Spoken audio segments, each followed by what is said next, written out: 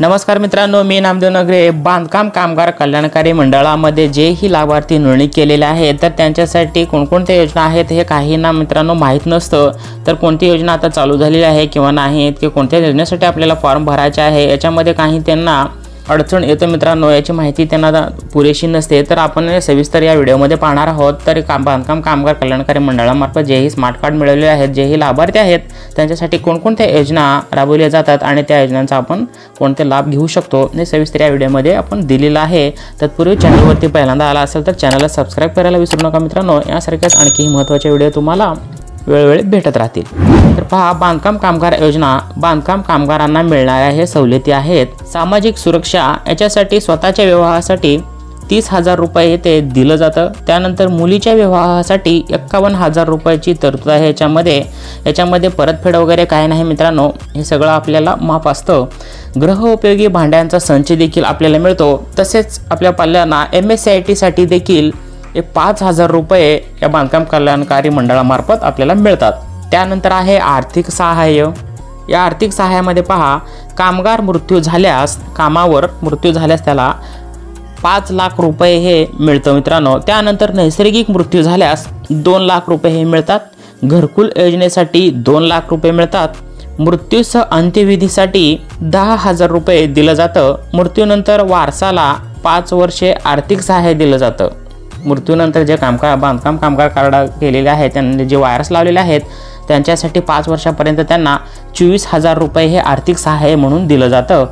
त्यानंतर आहे आरोग्यविषयक संपूर्ण हे कुटुंबासाठी त्यांना मिळालं असतं मित्रांनो. नॉर्मल डिलिव्हरीसाठी 15,000 रुपये हे दिलं जातं. जर शिजर झालं असेल त्यासाठी 20,000 रुपये दिले जाते. गंभीर आजार उपचारासाठी, मोठा एखादा आजार असेल त्यांच्या उपचारासाठी तुम्हाला 1 लाख रुपये दिलं जातं.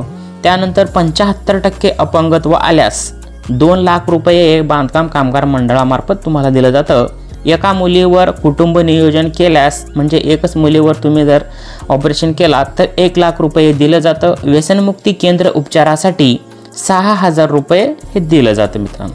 त्यानंतर आहे शैक्षणिक बाबत कामगारांच्या 2च पाल्यांना 1ली ते 7वी पर्यंत 2,500 रुपये दिलं जातं. त्यानंतर 8वी ते इयत्ता 10वी पर्यंत असेल तर त्यांना 5,000 रुपये दिलं जातं. 11वी ते 12वी याच्यामध्ये असेल तर 10,000 रुपये दिलं जातं मित्रांनो. आणि पदवी म्हणजे 12वी नंतर शिक्षणासाठी प्रतिवर्षी पदवी म्हणजे ग्रॅज्युएशनपर्यंत 20,000 रुपये दिलं जातं मित्रांनो. तर याच्या आधी 15,000 रुपये होतं. याचा लाभ देखील मी काहींना मिळवून दिलेला आहे मित्रांनो. 15,000 रुपये हे दिलं जातं. त्यानंतर आहे अभियांत्रिकी अभ्यासक्रमासाठी 60,000 रुपये दिलं जातं. अभियांत्रिकी म्हणजे डिप्लोमा वगैरे जे काही आपण हे कोर्सेस करतो बाहेरून, अशासाठी 60,000 रुपये हे दिलं जातं. त्यानंतर वैद्यकीय अभ्यासक्रमासाठी 1 लाख रुपये दिलं जातं मित्रांनो. वैद्यकीय म्हणजे डॉक्टरचं जे काही कोर्स करतात, डेंटल वगैरे जे काही असेल याच्यातून ते त्यांच्यासाठी हे 1 लाख रुपये ते शिक्षणासाठी खर्च म्हणून हा दिला जातो मित्रांनो. तर आता बांधकाम कामगारांना देखील 6,000 रुपये हे पेन्शन म्हणून मिळणार आहे मित्रांनो. आता ह्याच्यामध्ये हे ॲड केलेलं आहे. तर अशा प्रकारे हे महत्त्वाच्या एवढ्या योजना आहेत मित्रांनो. याच्यामध्ये आणखीही काही योजना असेल तर ते नंतर तशा प्रकारचा व्हिडिओ देखील लवकरच चॅनलवरती अपडेट होईल मित्रांनो. तर अशा प्रकारच्या हे महत्त्वाच्या योजना होत्या. या सर्व योजनांचा लाभ आपल्याला मिळत असतो आणि काहींना मिळाले देखील आहे मित्रांनो.